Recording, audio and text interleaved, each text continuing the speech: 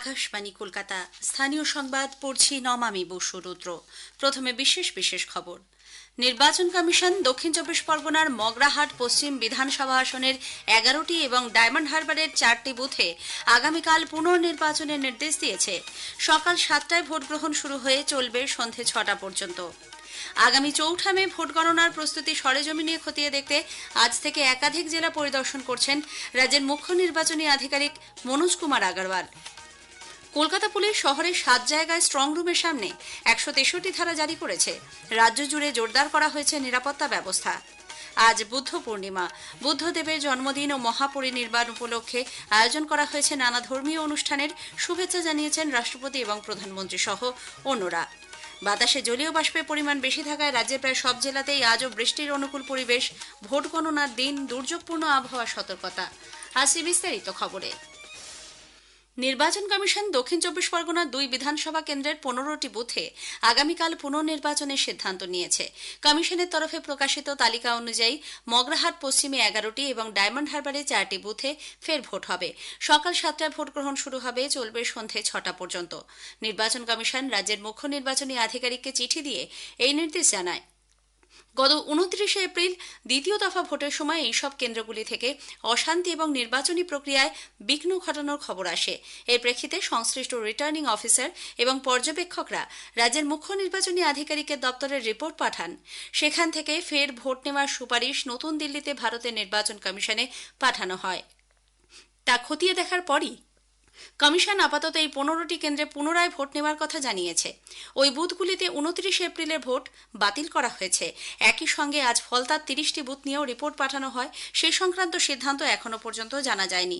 উল্লেখ্য, ফলতার 170 এবং 189 নম্বর বুথে ইভিএমে বিজেপির প্রতীকে টেপ লাগিয়ে দেওয়ার অভিযোগ সামনে আসার পরই তৎপর হয় নির্বাচন কমিশন। ভোট গণনার প্রস্তুতি সরেজমিনে খতিয়ে দেখতে আজ থেকে একাধিক জেলায় পরিদর্শন শুরু করেছেন রাজ্যের মুখ্য নির্বাচনী আধিকারিক মনোজ কুমার আগরওয়াল। নির্বাচন কমিশনের নির্দেশ অনুযায়ী গণনা কেন্দ্রগুলির পরিকাঠামো, নিরাপত্তা ব্যবস্থা, স্ট্রং রুম সংলগ্ন নজরদারি এবং গণনার দিন প্রোটোকল ঠিকমতো মানা হচ্ছে কিনা তা খতিয়ে দেখাই এই পরিদর্শনের মূল উদ্দেশ্য। আজ বিকেলে বাঁকুড়া বিশ্ববিদ্যালয়ের গণনা কেন্দ্রে স্ট্রং রুম পরিদর্শন করে নিরাপত্তা ব্যবস্থা নিয়ে সন্তোষ প্রকাশ করেছেন তিনি। अच्छा है, यहाँ तो एकदम क्लोज्ड है, बिल्डिंग ठीक है, स्ट्रॉन्ग रूम का भी जगह ठीक है, जैसा लेआउट होना चाहिए वैसा है। सब ठीक ठाक अरेंजमेंट है, सब ठीक ठाक चल रहा है, एज पर रूल है, एज पर लॉ है। अभी पूरा कंप्लीट नहीं हुआ है, लेकिन चल रहा है। लेआउट देखिए हम लोग निपुल का है, 2-3 जगह है साउथ इंडिया में। সেখান থেকে শ্রী আগরওয়াল বিষ্ণুপুরে কেজি ইঞ্জিনিয়ারিং কলেজের স্ট্রং রুম ঘুরে দেখেন। এর আগে সকালে কলকাতা থেকে হেলিকপ্টারে প্রথমে পুরুলিয়ার রঘুনাথপুরে পৌঁছে গণনা কেন্দ্র পরিদর্শন করেন। পরে শ্রী আগরওয়াল ঝাড়গ্রামের রানী ইন্দিরা দেবী গভর্নমেন্ট গার্লস কলেজে গণনা কেন্দ্র ঘুরে দেখেন। কলকাতা পুলিশ শহরের 7টি জায়গায় স্ট্রং রুমের সামনে ভারতীয় ন্যায় সংহিতার 163 ধারা জারি করেছে। Khudiram Anushilan Kendra, Sakhawat memorial school, Hastings house, যাদবপুরের APC Ray polytechnic college, saint Thomas boys school, Baba Saheb Ambedkar education university ও বালিগঞ্জ গভর্নমেন্ট হাই স্কুলের 200 মিটারের মধ্যে 5 জন বা তার বেশি জমায়েত করা নিষিদ্ধ। পুলিশ কমিশনার অজয় নন্দ এক নির্দেশিকায় জানিয়েছেন, এই এলাকায় কোনো মিটিং, মিছিল, সমাবেশ বা বিক্ষোভ প্রদর্শন করা যাবে না। অবিলম্বে এই নির্দেশিকা কার্যকর হয়েছে। গণনা শুরু হওয়া পর্যন্ত এই নিষেধাজ্ঞা জারি থাকবে। নির্দেশ অমান্য করলে পুলিশ আইন অনুযায়ী ব্যবস্থা নেবে বলেও উল্লেখ করা হয়েছে। এদিকে রাজ্যের 294টি বিধানসভা আসনে আগামী সোমবার 4 মে গণনা উপলক্ষে 77টি ভোট গণনা কেন্দ্রের স্ট্রং রুমগুলির নিরাপত্তায় প্রায় 1850 জন কেন্দ্রীয় জওয়ানকে মোতায়েন করা হচ্ছে। এছাড়াও গণনা কেন্দ্রে সিসিটিভির সঙ্গে থাকছে ত্রিস্তরীয় নিরাপত্তা ব্যবস্থা।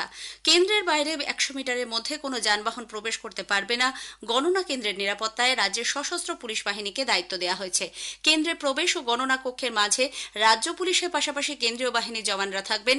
তবে গণনা কক্ষে নিরাপত্তায় থাকবেন শুধুমাত্র কেন্দ্রীয় বাহিনীর জওয়ানরা। পরাজয়ের ভয়ে তৃণমূল কংগ্রেস স্ট্রং রুম নিয়ে এত সরব হয়েছে বলে বিজেপি দাবি করেছে। কলকাতায় আজ এক সাংবাদিক বৈঠকে দলের রাজ্য সাধারণ সম্পাদক লকেট চট্টোপাধ্যায় জানিয়েছেন,